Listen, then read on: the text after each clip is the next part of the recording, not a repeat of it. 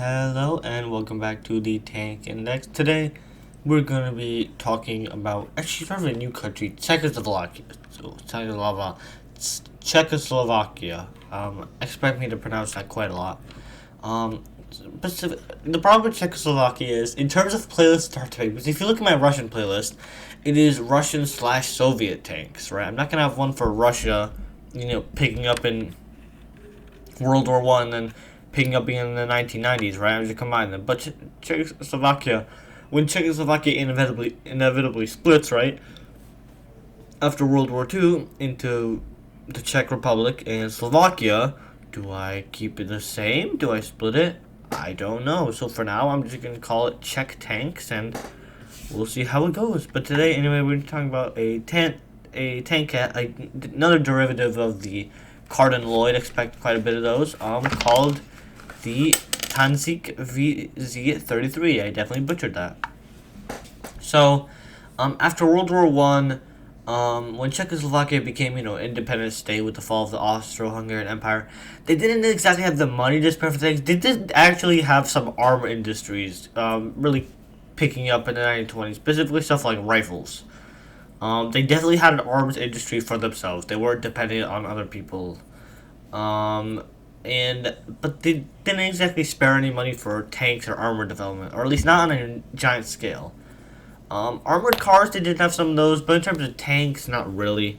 But in 1930, despite the Great Depression beginning to hit, and most countries, stopping research and basically just using what they had and stopping development, they would buy 4 Carden-Lloyd tankettes. They would basically heavily modify these and experiment and turn them into the 4 prototypes for the VZ-33.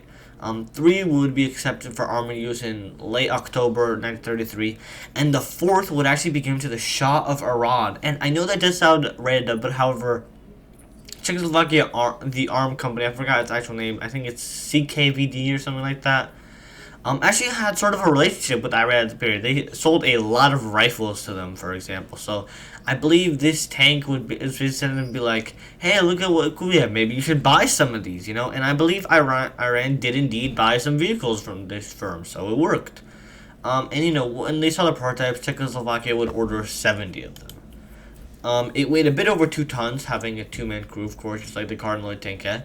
Its frontal armor was a pretty good 12mm thick, being able to deflect bullets from 50mm away, and 7.92mm armor piercing rounds from further than 125 meters, which for a tank, I mean, that's pretty good.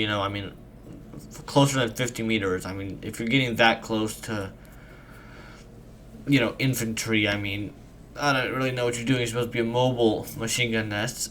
Emphasis on mobile. It was armed with a ZB-26 light machine gun. Having 2,600 rounds. I presume that they didn't use box magazines for these because that would be crazy and effective. They probably just had a belt for it. The observation port had bulletproof 50mm glass. That's 2 inches thick, which is a lot. However, its place in the tank meant that it was meant for a recon vehicle, and its place in the tank kind of limited visibility, especially with sort of nose in front, preventing you from looking down. So if you're on a hill, you're kind of screwed. A lot of parts like the transmission and brake were actually taken from a truck. It had a modified Carden-Lloyd suspension and go a good 22 miles per hour, though only being able to go really 62 miles out. For a recon vehicle, I mean, you want to get up to that 100-mile mark, so you can, use it to the best advantage. The Tancik VZ-33 would win in trials over stuff like the Skoda MU4, seen on the right, and the 70 ordered would arrive by 1934. When used in maneuvers that year, the results weren't very promising. The gunner had trouble holding his weapons and aiming it really anywhere over the vehicle going 7 miles per hour. It lacked a radio, which for an observation recon vehicle is pretty necessary, and had pretty bad visibility, like I already mentioned. Not to mention had trouble navigating terrain. So that example of it being on top of a hill and not being able to see down, I mean, chances are it won't even be able to get to the top of the hill. These would serve in 3 vehicle platoons and wouldn't really see much action. They'd be used in preventing people from crossing the border from stuff like Hungary, as well as suppressing violence by German protests in the Sudetenland. When the infantry evacuated Czechoslovakia, these tankettes would help screen them, but they didn't really see combat. When Czechoslovakia was annexed, of course, in I believe March of 1933, Germany would take 40 CV-33s, not CV-33s, VZ-33s. That's a typo. However, they were likely scrapped or put into training roles as they never really saw official service. Slovakia would be given 30 as basically, they were a German puppet state all but name. Which would be used in Armor Battalion 939, but just a year later they'd be in training duties because they didn't really need them. These would apparently be used in the Slovak National Uprising, which started in 1944, but little is really known about that. So, final assessments as tankettes, they were pretty good. They had the armor to repel infantry, to make infantry go away, and to prevent other infantry from hurting them.